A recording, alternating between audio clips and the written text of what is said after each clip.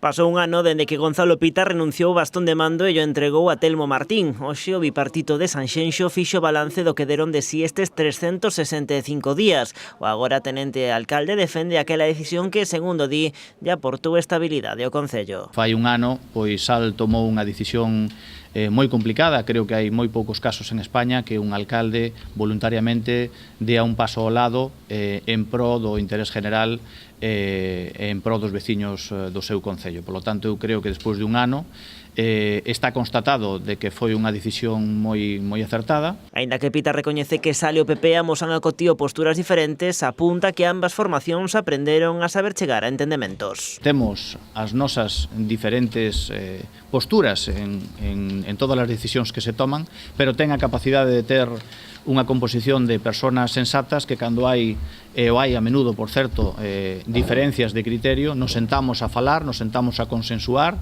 e chegamos a acordos. O agora rexedor secunda as palabras do exalcalde. Telmo Martín defende que o seu é un equipo unido. Eu nunca falo do pacto, eu falo do goberno, somos todos iguales, da igual donde milites, somos 11 compañeiros, que eso olvídate do partido. Somos o goberno local de Sanxenxo, da Secretaría que somos 11, que eso é moi bo.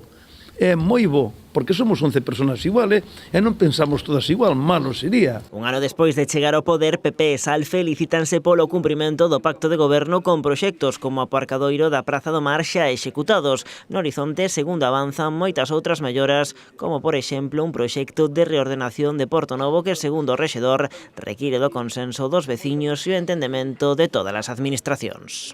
É un proxecto que hai que involucrar a todas as administracións, a todas, Concello, Diputación, Xuntas de Galicia, Costas do Estado, bueno, o Ministerio de Medio Ambiente. En calquer caso é un macroproxecto importante que vai a transformar todo eso. E nós, o goberno que estamos aquí hoxe, ante todos vós, daríamos cun canto nos dentes se antes de terminar esta legislatura tuveramos firmado ou acordado unha folla de ruta coas distintas administracións de o costo que ten iso e como queremos facer iso.